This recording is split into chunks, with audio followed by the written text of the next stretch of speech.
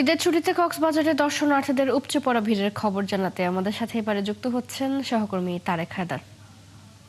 তারেক, নিশ্চয়ই শুনতে পাচ্ছেন, ঈদের তৃতীয় দিনে কক্সবাজার সমুদ্র সৈকতে কেমন ভিড় দেখছেন, সার্বিক পরিস্থিতি এবং নিরাপত্তা নিয়ে পর্যটকরা কি বলছেন?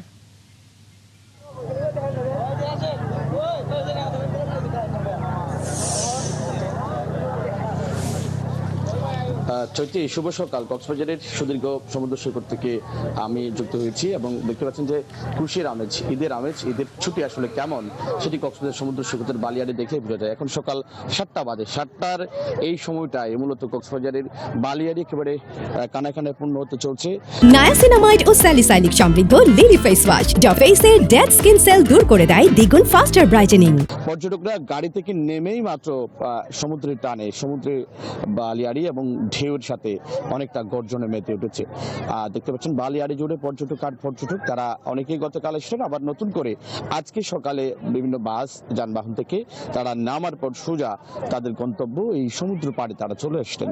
আমরা সেটি দেখতে পাচ্ছি। যেমনটি বলছিলেন যে আইন শৃঙ্খলা পরিস্থিতি সহ বাকি পর্যটকদের চাপ সবকিছু যদি বলি, যে প্রশাসন, জেলা প্রশাসন, টুরিস্ট পুলিশ এবং সংশ্লিষ্ট প্রশাসন তারা গতকাল থেকে, গত পরশু থেকে আগাম প্রস্তুতি নিয়েছে ঈদের আগে থেকে, যেন কোনো পর্যটক হয়রানি না হয়, কোনো হোটেলে দ্বিগুণ ভাড়া না রাখে, অথবা নিরাপত্তা এবং সুরক্ষা যেন পর্যটকদের নিশ্চিত করা যায়, সেই লক্ষ্যে প্রশাসন কিন্তু কাজ করে যাচ্ছেন।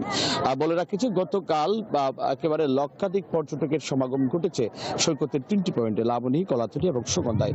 আজকে একেবারে সকাল থেকেই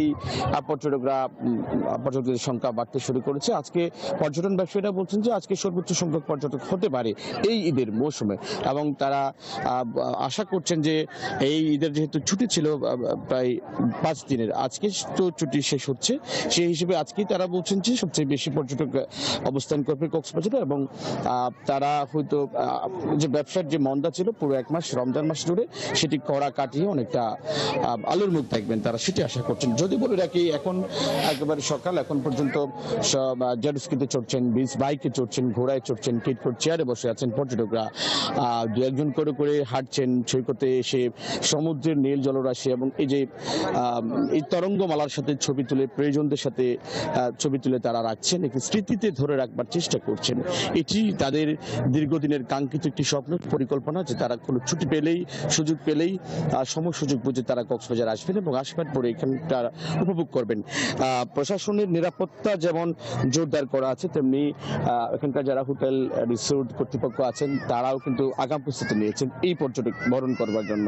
সব মিলিয়ে বলা যায় যে পর্যটন সেল আছে আলাদা পর্যটকদের সুরক্ষার জন্য, তেমনি পর্যটক সংশ্লিষ্ট যারা ব্যবসায়ী আছেন তারাও কিন্তু পর্যটকদের নিরাপত্তা, সুরক্ষা, তারা যেন হয়রানির শিকার না হয়, সেই লক্ষ্যে কাজ করছেন। চৈতি।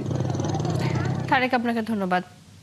কক্সবাজার থেকে আমাদের সাথে যুক্ত ছিলেন সহকর্মী তারেক হায়দার।